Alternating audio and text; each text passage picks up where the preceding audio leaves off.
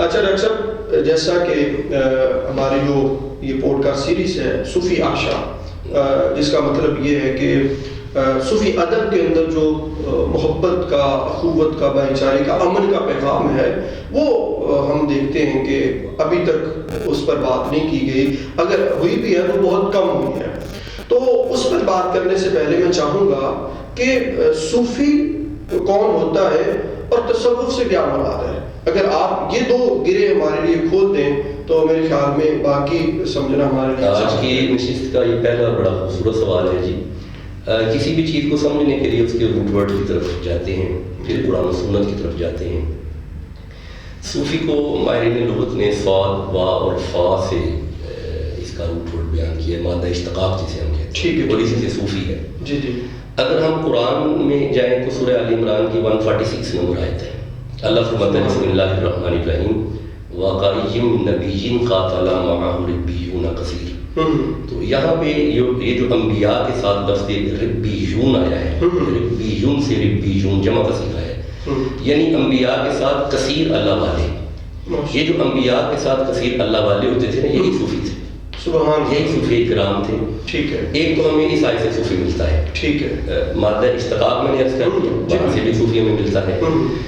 قرآن حکیم میں سورہ الحج کی 36 نمبر آیت ہے، وہاں پہ اللہ فرماتا ہے کہ جب جانوروں کو ذبح کے لیے کھڑا کیا جاتا ہے تو ایک لفظ وہاں پہ آتا ہے ثواف۔ ثواف، تو یہ قرآن سے ثواف سے صوفی، اور اسی سواد واو فا سے صفا، صفا۔ اب آئیے کشف المحجوب چونکہ بر صغیر کی ایک قدیم کتاب ہے تصوف پہ، حضرت شیخ میں ان کا صحیح نام لینا چاہوں گا تاکہ یہ آپ کے سوشل میڈیا پہ جانا ہے، سید علی حجویر رحمہ اللہ، ٹھیک ہے، آپ فرماتے ہیں اپنی کتاب میں، حضرت جعفر صادق کا قول آپ کوٹ فرماتے ہیں، آپ فرماتے ہیں کہ جتنا شخصیت اخلاقیات کے اعتبار سے جتنی بلند ہوتی ہے نا، وہ اتنا بڑا صوفی ہوتا ہے۔ سبحان اللہ، سبحان، یعنی صوفیزم کی ابتدا ہی اخلاقیات ہے، اخلاقیات ہے، اور بدقسمتی سے ہمارے معاشرے میں وہ دیکھنے کو بہت کم ملتی ہیں۔ ہاں جی، اور یہ صوفیاء کو بھی صاحب اِنَّكَ لَعَلَىٰ خُلُقٍ عَظِيمٍ نبی رحمت سے ملا ہوا ہے۔ سبحان اللہ، یعنی صوفیزم کی بیس ہی اخلاقیات ہے۔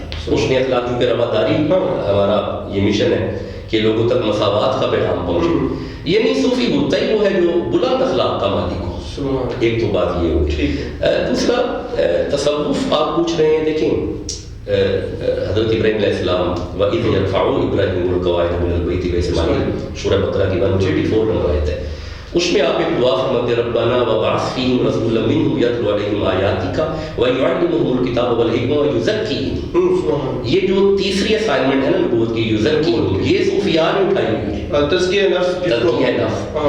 وہ جو آپ نے شروع میں فرمایا نا سیر و سلوک کی منزلیں، وہ کس لیے طے فرماتے ہیں؟ تاکہ لوگ کے نفوس پاک ہو۔ تو دس از دا سیکنڈ اسائنمنٹ آف صوفی، یہ دوسری اسائنمنٹ ہے صوفی کی، صوفیزم میں یہ دوسری اسائنمنٹ ہے، اور یہی اہم اسائنمنٹ ہے، اور اسی کو ہم دوسرے الفاظ میں تصوف کہتے ہیں۔ یہی تصوف ہے، تزکیہ نفس، لوگوں کے باطن کی اصلاح کا نام ہی تو تصوف ہے، لوگوں کی پاکیزگی کا نام ہی تو تصوف، اسی کو تصوف کہتے ہیں۔ اور وہ جو ربیون کا لفظ آیا ہے وہ انہی کے لیے آیا ہے۔ سبحان اللہ۔